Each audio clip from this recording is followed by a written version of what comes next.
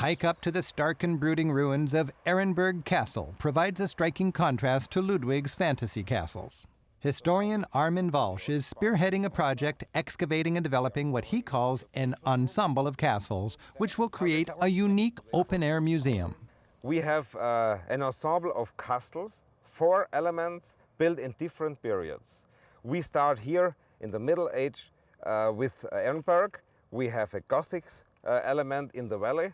We have a Baroque castle, and we have a brand new fortification system of the 18th century. We're visiting 2 castles of the ensemble, the 13th century Ehrenburg and, higher on the right, the 17th century Schlosskopf. This is a very strategic place because it lies on the 2,000-year-old Via Claudia Augusta. This is a road through the Alps which connected Venezia, Italy with Germany. And this road was also in the Middle Age very important because they transported salt, the white gold. Anyone who controlled the castles controlled the trade. So in the Middle Age, they had to find the perfect hilltop to build the castle.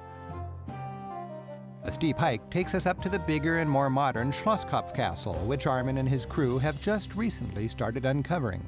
Well, Rick, 2 years ago, nobody in this town knew, or only few people knew, that there was a fortification on top of the hill. 2 years ago, you couldn't see anything. It was covered with trees. So you shaved this off? We shaved it, we cleaned it. It was completely covered with trees. So from Reutte, you couldn't see anything. Whoa, right. 30th century castles like Ehrenburg were built with tiny walls, high towers on hills because of the defense system of the Middle Age. Then they invented cannons.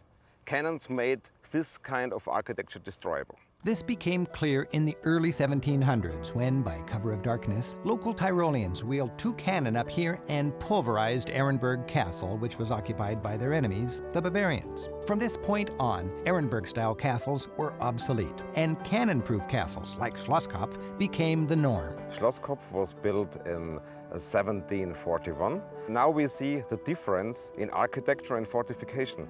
They built here a fortification system, 250 meters long, thick walls, 8 meter thick walls, tunnels, everything. A real fortification system for cannons. Modern warfare. Modern warfare. Meeting Europeans like Armin, so connected to their heritage and satisfied with their life's work, is one of the fundamental charms of European travel.